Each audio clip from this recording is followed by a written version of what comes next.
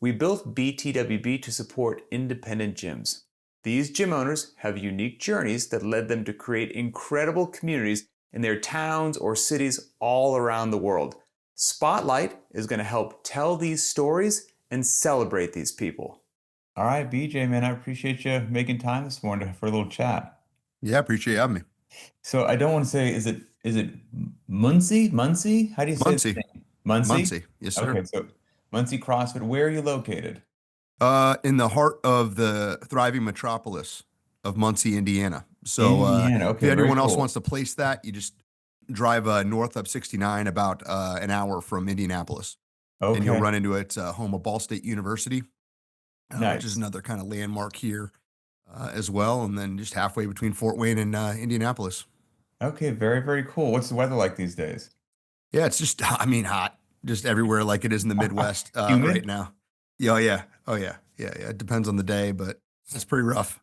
When we were chatting beforehand, getting ready for this, you mentioned that you'd gone to Ball State and that you were a D1 track athlete. What was your event?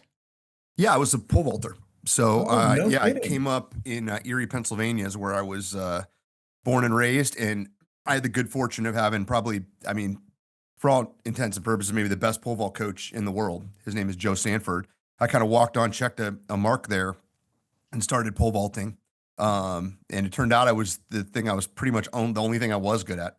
I was slow, Okay. short, couldn't jump very high, and like all the best athletes are pole vaulting. I'm like, I think I'll just do this, and ended up working out for me. So I did that at Ball State University as a scholarship athlete, Division 1. And I think that the funny tagline to the story, Pat, is that my son, I have a 18-year-old son. He's like, Dad, do you think, the revisionist history? People do it after WODs all the time. Here's what I'll do different. I want to Mm-hmm. do. I'm like, hey, son, I have something, a gift that most people will never get. I have drained the potential sponge so dry that I never have revision. Like, it's just like, I can't even believe it. I was That's short, awesome. slow. I'm like, I don't belong here. I should be carrying someone's bags. So Well, it was, well, then how did that lend itself to you being, good enough to be a scholarship athlete? Like, what's the trick? Not trick, but like, what's the niche that you just excelled at for pole vaulting? well, I think, it's what rolls really nice into why CrossFit came into my life is the fact that I could break down all of these movements over and over and over again. I can make them Mm. repeatable. And I can do something. I didn't need to get a team together. I can go out in my front yard. I can go everywhere. And I guess I had the time and I had the obsession that I would just do everything way more than everybody else would. And Gotcha. whether it was Okay. cold, whether it was windy, whether it was rainy, whether it was anything else, I have practiced and I've had more reps than you in that moment. So you could be a better athlete, tall, whatever. But if you're a conditional athlete, well, when it's nice, when I have a tailwind, when I have this, I'm like, I'll have the edge. I'll have the edge there. So I just took everything I could do and perfect within the realm of my ability, and I did it. I promise for any listeners that we'll get to your affiliate and BTWB stuff later. But I'd love getting to check all these different people because selfishly, it's just so fascinating for me. Do you think that quality that you just had, whatever you want to call it, grit, determination, resilience, stubbornness, whatever it is, did you just have it and you applied it to pole vaulting, or did somebody instill that in you? Um, Good question, Pat. It's not because I, it's not I common. I do think I do think some of it was I think a lot of it was a gift. I think it was nature, not Mhm. nurture. I did grow up in a kind of working class family in Erie, so we didn't. I mean, like just like straight drop the line middle class family, and a lot of friends and people around me had more than I had, and things of that nature. So there was this hustle that I just think it was aimed at those things. I think it was aimed at pole vault. I think it was aimed at all of those different things. But I think I've always been wired that way. Just assertive. I think that if there wasn't suffering involved, it wasn't a problem or challenge I was terribly interested in. So I just leaned That's into things where unusual as well. yeah, it's like, wow, you can't be a part of this club. And I'm like, great. So who is? What do they have to look like? Mhm. What do they have to do? What do I have to show you? When someone's like, hey, you want to come hang out? I'm like, or just come be a part of this? I'm like, what? No. Why? You want me. So, So you've got six kids, and I guess that's leading to my question of, A, that's amazing that you have six kids. Got three and busy enough like that. Are you able, because most parents are trying to instill that very quality into their children. Are you Mhm. able to instill it, or in your sixth, you see some having some donor that lends itself to it's the nature thing? Um, what I mean, the nature thing I can't help, and I think if parents will listen to this, you can't help it either. But Mm-hmm. there's a path toward grit. There's a path toward doing any kind of job or thing in the world, even if it's virtue or character. And it's what I've done in the imperfect ways I've done it is try to figure out what that is for each of my kids. They all have different personalities and figure out their path toward learning that. Some the Mm-hmm. world have to punch them in the mouth, and I can't try to teach those lessons or protect them. Correct. Others, they want to know, okay, when this happens, and they're a little more guarded. I'm like, all right, great. But I work my full time gig is a consultant in the leadership world in the workforce, and I'm looking at leaders at all these levels and all these companies all over the world, and pulling out patterns and training people. But when I go back, I try to tell my kids, I'm like, hey, curiosity, grit, Mm-hmm. self awareness, ego management, like these aren't negotiable. If you Mm-hmm. want to be successful, I don't care how you're wired or what nature gave you, you have to foster them, or you're never going to earn or realize the satisfaction from your career as you'd hope to. No, true, but it's usually it's usually, the grown-ups trying to pass it down to the younger generation, and it's usually one of two things, right? You hope that they'll just actually listen, but that's rare. And usually it Right. is like, okay, well, I'm going to keep telling you this. If you don't believe me, because I'm your parent, you think I don't know anything, but you will eventually get punched in the mouth and realize that this is the case. And it'd be great if you could avoid that, but for some of us, you just can't avoid that punch in the mouth. Yeah. That's the path that you've chose. Um, Fascinating. Yeah, interesting. So you've got a busy life, you got six kids, you've got a full-time gig that sounds Mhm. demanding. What in the world led you to be an affiliate owner, open up a gym? Well, I think after I got done coaching track at Ball State, I call it athletically homeless. Mm, I was mhm. so used to the rigor of Division I sports. Here's when you eat. Here's when you do this. It was just like my life was structured around it. And where could I find the thing that I did, which was gymnastics, plyometric training, weightlifting, Olympic weightlifting, long distance running, like doing things that are very uncommon that you would walk into a standard Globo gym and it's just there waiting for you. Here's a bunch Hmm. of people that want to do this craziness, but I've been training that way since I was in high school for pole vaulting. Right. And like I went out, joined a rugby team, tried like some like Navy SEAL style. Like I just was peppered around, but a lot of that stuff was nice, but didn't have any community. And then I walked in. I was in Virginia doing some work with a government contractor, Department of Defense contractor. And then after I was done training, they're like, "Hey, do you want to go train with us?" And I'm like, "Oh, I thought that's what I just did with you guys for about 8 hours." Like, no, let's do CrossFit. And I'm like, "What's CrossFit?" And I walked down, they had a not for profit CrossFit gym, and I did CrossFit, and I watched a 50-year-old guy destroy me. And I'm like, Right. this 60 minutes, I'm done. I want this. Went back home to Muncie and thought, hey, that was so awesome. It can't be long before an affiliate opens up here. I Mm. waited 2 more years and I was the weird guy at all the different gyms, just bringing in stuff, like taking up too much space. And then I'm like, all right, the universe, God wants me to do it, I guess. So I took out a loan and that's when we started 2013. Oh, very good. Wow, it's been a bit now, 12 years. And so for somebody who hasn't been to your neck of the woods, hasn't been to your gym, give us a sense of somebody walks into your affiliate, what's it like? What's the vibe? There's so many different affiliates. Some skew older, some skew Mhm. younger, some are families, some are competitive, some are less competitive. Like what's the vibe, the culture there? Well, I think when you walk in, what I hope happens, you're greeted by somebody in a red shirt. All of our staff wear red shirts, says coach on the back, but it makes it easy to pull them out. Someone will greet you, and we live right. I mean, we're right by Ball State University. So during the school year, you're going to see like a wide range of people doing PT, Ball State students, and then a lot of our core is probably upper 20s to late 40s, like folks that work like in the Hmm. community. We also have a thriving sports performance group and a separate facility for sports performance. So you'll see kids age 10 up into 18, 19 that are training there for their individual sports through sports performance class. So it's just active. You might walk in and be overwhelmed. Man, look at all this stuff going on. Like, what am I supposed to do? And then someone's going to walk you to, hey, what you here for? What you here for, Pat? And then we get you walked in, and the space you're walking into, for reference, is we got about 20-foot ceiling clearance and about 6,700 square feet, and it's like a triangle, an old warehouse building, like just outside of downtown Muncie. So when you're driving Okay. in, yeah, Okay, very cool. 20-foot ceilings, that's nice. yeah. That's I very, mean, very there's a lot of activity up there, so you probably get to use about, I don't know, 16 feet of them, maybe plus or Sure, minus. sure. Yeah. And is that the space that you started in, or did you grow into it?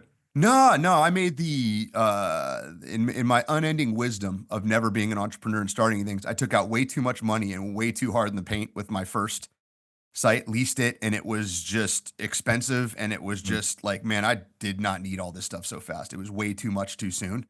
So I Mm-hmm. really got behind trying to sell members and get it up. I'm like, man, how am I going to figure this out? And then when we finally that lease was coming to an end, I'm like, I need to buy a building. And it was like in the 11th hour, this just came up and it all worked out.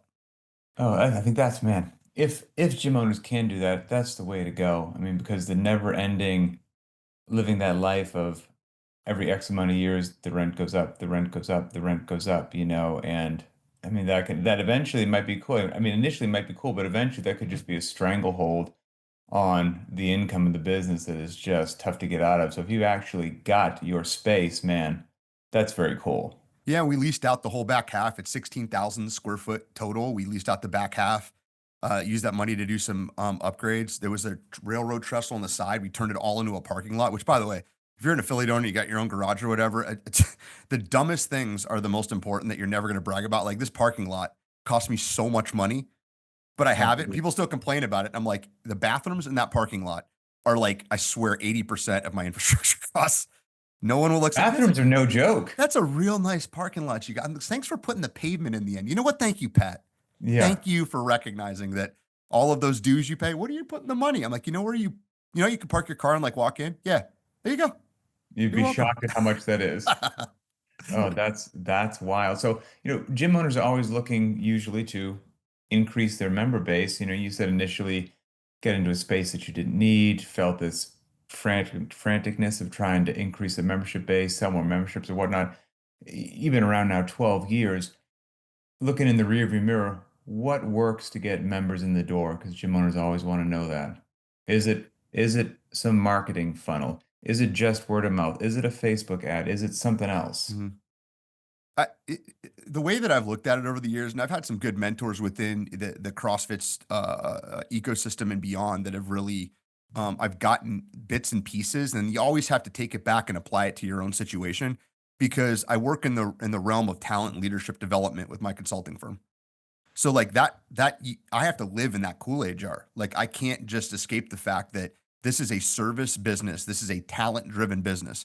And I can't make any promises in a Facebook ads anywhere or even out in the community that my team on any given day, any given 5:30 a.m. class, they can't deliver to that. Hmm. So I think for me, it was always about coach development, finding the right core of coaches, whether it's like part-timers, bench coaches, full-time coaches that do PT, whatever you do, are they aligned that there is a consistent deliverable? Is there a consistent deliverable that I can go out and pitch to through all of the Hmm. different channels, social media and otherwise? So we apply the CrossFit's level 2, like, hey, here's the 6 elements of an effective trainer. And we do coaches development meetings all the time that like that's our minimum standard. And there's constant feedback cycles for those coaches from our members on like, hey, Nice. are we living up to that? And the last question, like rate the cleanliness of the facility, which we pride ourselves on that as well. So that was really when you asked like, where do you get the members from? Like I have to be proud to bring them into my house. So I Sure. have to have the house in order. And if I'm going to do it, we have to be able to deliver on whatever it is I'm promising every single time. Then I can spend the money, the time, or the energy to do it. And I think the next, if I would caveat that with one extra thing, Pat, it would be what are the CrossFit, the coaches who are getting paid to just coach a class? What's their incentive for inviting people Mm. into this lifestyle? Because obviously, with their coach, they've been doing it, they love it, they want to be more of a part of it. How hard am I making it for them to invite their network and their expanded network and then the expanded network?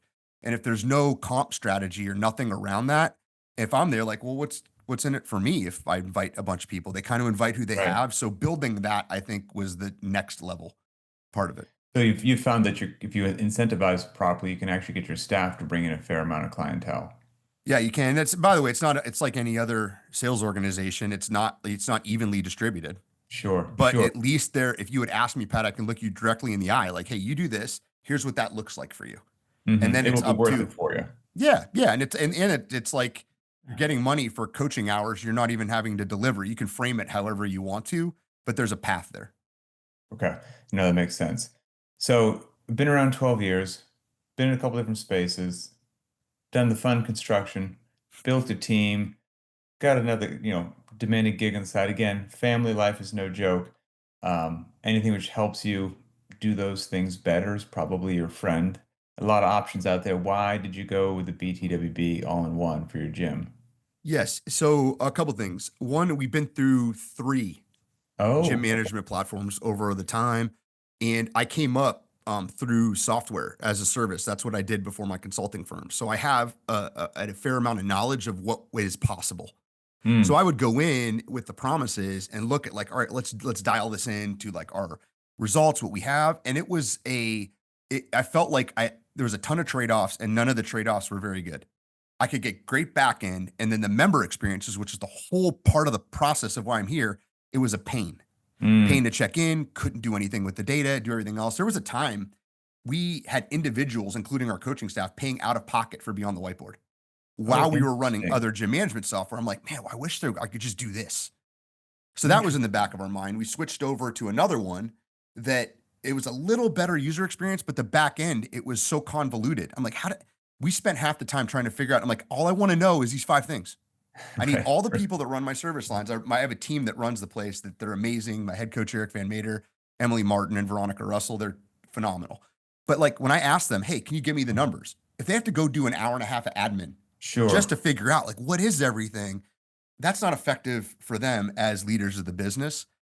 I was trying to find something. I'm like, I wish Beyond the Whiteboard would just. We still use Beyond the Whiteboard. I've had 17,000 workouts in there. Like, wouldn't it be great if?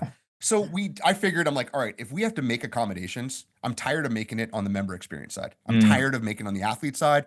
So when I heard the all-in-ones out there, I'm like, all right, let's get on a phone call with them. So I talked to the folks. I'm like, here's this. Here's our concerns. We want to transfer over. What's it look like? And that was essentially the start to kind of move over good. to be like, hey, I don't even know because it's all-in-ones new. I don't know what the back end's gonna be like relative to the other ones yet. But at minimum, I know this will be locked in for our member athletes, and we can be super proud of it. Sure. And whatever it looks like right now, it will look better in 3 to 6 months because all those guys do is Right. iterate over and over and over again. And it's funny, I mean, I don't think I'm not a tech guy, but the BTWB team, I don't think they had any intentions years ago of getting into this space, but they actually heard from so many gym owners that there was a need. They're like, well, okay, I mean, everyone's shouting the same thing, so that's probably not by coincidence. I'm curious, for people watching or listening to this, I don't want to speak, I don't want to speak for the audience, but I've talked to enough people to feel confident when I say this, is I think there can be sometimes a disconnect between having a love of working out, a love of fitness, a love of CrossFit, and thinking that that love will immediately translate into a successful affiliate. Mm. And people don't realize how much actual work that no one sees goes into everything that has to happen before those doors open up in the morning or whatnot. So I guess, you've been in this for a while now, over a decade. Do you have one or two lessons learned that you wish you had known when you started that you could maybe impart to people who are maybe looking to kick off their gym owner life? Um, yes, I do. It's not to try to narrow it down because I joke that my career is basically stumbling and falling and scraping my knees up, going uphill I instead of falling understand. downhill, but it just, you learn from it. I think that depending upon their background, I would give different guidance. So I came from a heavy sales negotiation and influencing background. I was able to raise a lot of the money through sales funding. Like I Mm, sold full year memberships up front to get the cash base to go get, and I just understood how to do all that. So I think if you have that skill, lean into it and do it first, even before you have a gym. Like, because hmm. it's going to be your greatest A/B test to figure out, like, do I have my mavens, my committed people that are going to be my core to get this thing off the ground? If you don't have that, you have an exercise science degree, you're an athlete. I just love doing CrossFit. Either partner with that person Mm. that can go do it because whether it doesn't matter if it's a fitness pat or if it's software or if it's medical device, it's whatever. Somebody has got to be going out there and selling or learn it. Like there's Mm. books out there. There's inexpensive ways and places to go to learn how to do this. Because if you don't have it, you're not going to get the momentum to get the money to pay all the bills. That's the first one. This is probably not a new one for you to probably hear is start way smaller than you think. Right. It's like it doesn't have to be this grand ego thing where it's like I have this big gym and I'm competing. There's a lot of gyms. If your location is, if you're just in smart location where you're not too close to another affiliate right there, your core, you have a place where you can serve the core. And then if you're smart, you can kind of look around the area. Hey, are there other buildings in and around? Like you can be really creative about how you structure a lease or do things to manage that growth downstream, but like protect your downside. If you Hmm. have a smaller lease, a smaller space, wherever, fill it up, add more classes. There's so much more you can do with less space, less equipment, less that lean in and prove it out there first. And then after that, now you have this real life case study over maybe a year, 18 months that you can go out and it's way more marketable if you want to get a loan for a building, everything else. You have some evidence right there and you protected your downside.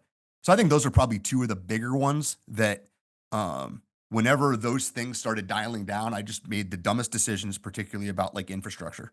And I paid for them with what? At least I was really good at selling. At least Hmm. I had that in my back pocket. But if I didn't have that, we would not be here. 100%, man. Spoken, spoken from experience. Well, BJ, I appreciate it, brother. You sharing your insight, your lessons learned, and giving us a little view into what goes on at your affiliate. It's awesome. Yeah, thanks. I appreciate being asked and love being a part of the Beyond the Whiteboard family as well. And if I find myself in your neck of the woods, I'll hit you up. And if you find yourself in the greater Seattle area, you got my email, so feel free to use it. Love it. All right, man. Have a good day. You too. Take care.